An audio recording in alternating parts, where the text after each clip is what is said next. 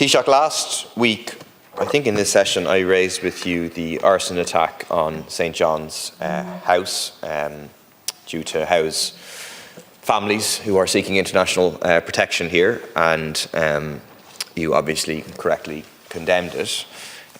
Unfortunately, there was another arson attack on the same building this morning. I mean, 2 arson attacks in a week. Last week, I did raise with you the need for private security on these buildings to ensure they're not targeted, because there clearly is, an orchestrated campaign of terror to try to prevent us welcoming those who are seeking international protection. There doesn't seem to have been. Well, there clearly was some security, because it emerged, for example, that there was a woman in the building last week. It's only thankful that the fire didn't take off, that she could have been killed, and that's obviously where this can go.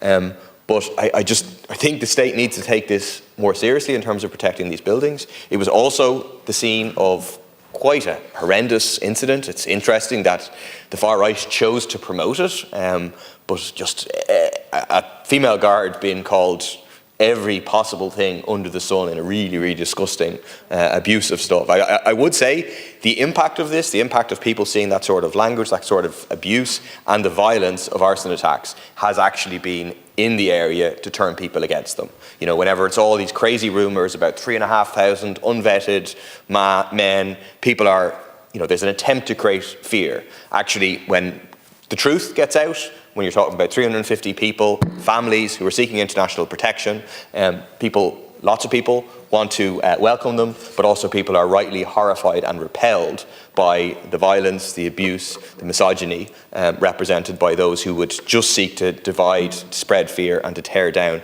our communities. And to you, Gairla, firstly, Deputy O'Callaghan, thanks very much for your comments in relation to the task force, for welcoming it and welcoming the appointment of David McRedmond, whom I too want to thank him for the work that he's doing.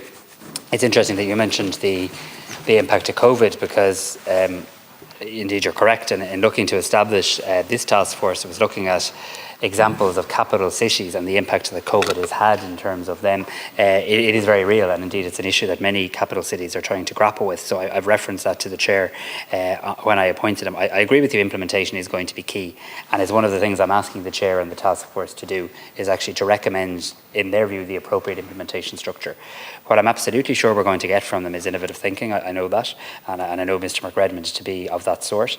What I'm also have asked, though, for is that we will get actions with clear owners of the actions. Now, I don't say this to be confrontational, because actually the new Chief Executive of Dublin City Council has really embraced this, and I really want to thank him for that. He sees the value in it, but I've no doubt that many of the actions that will flow will be for local government. Many will have a funding requirement from national government too, and we do need to have, a little bit like we did with Action Plan for Jobs and the likes back in the day, we do need to have an action plan type approach to implementation. My department stands ready to help in any sort of implementation structure, senior officials group and the likes that needs to be convened, and I'll keep you informed and engage with you as we get towards that. Again, to Deputy O'Reilly, I want to thank her for welcoming it, and I take the point she makes, and it's entirely right, if it is done right, and I think that's fair comment. I have seen the terms of reference. I don't seem to have them in front of me, but let me send them to the deputy. My understanding was they were being finalised. We're giving the group the flexibility to finalise them. My understanding is they had their first meeting on the 21st of May. It was an introductory online meeting, but they're due to have a full day session in An Post next Wednesday, the 5th of June. So that's the first, if you like, substantive meeting. Similarly, in relation to the geographical area, I did discuss this with the chair. What is Dublin City Centre? In my layman's speak, it's largely from just beyond O'Connell Street right down to Grafton Street on the streets off it. Again, they're going to clarify and speak to that themselves, because there is a view, and since we've established this, lots of other parts of Dublin said we'd like that too. One of the terms of reference is, if there's learnings for this, there's no reason this model couldn't be replicated in other places, but we have to start somewhere and have a clear, defined understanding of that. In terms of budget and staff, currently the Secretariat is being provided by Dublin City Council, but also being supported by officials in my own department and with the Department of Justice and An Garda Síochána ready to assist as well. There will be a budget required for this. Where that falls, I suppose, will fall in the actions, but I understand my responsibility in setting this up will obviously mean that we'll have to follow through in Budget 2025. On engagement, I know this is something that the Chair is very much thinking about in terms of how best to do it. I think you're right, it has to be real, it has to be meaningful. I also have to be honest, it's been asked to do it in 12 weeks, so what can you meaningfully do in 12 weeks? I think you can do a lot, but how do you use that time well? So, I mean, I know the Chair and the group are very open to engaging with public representatives, and perhaps I might ask them to maybe provide a briefing to representatives of the Dublin constituencies, if that would be useful. I'm so sorry. I thought I was I'm getting used to the Taoiseach's questions. I forgot I had Deputy Murphy's as well. My apologies, and Deputy Farrell's indeed. So look, I want to again join you in condemning the arson attack, and I'm very frustrated and disappointed to hear of another one as well.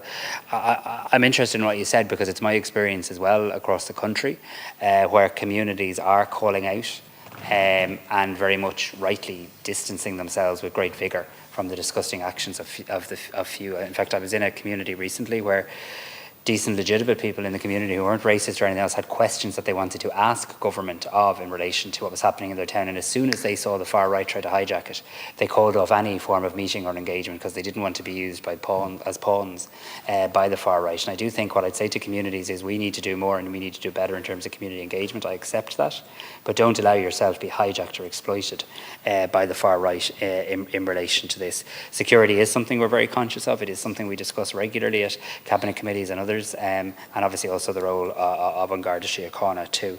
To Deputy Farrell, Chair, I think you've highlighted in many ways one of the reasons we need a task force, because safety in Dublin City, as you reference, isn't just a matter for any one agency. Obviously the Gardaí have a major role to play. I'm very pleased that we've been able to allocate more Gardaí to Dublin Garda stations. I expect more Gardaí to be allocated to all Garda stations as numbers continue to attest from Templemore.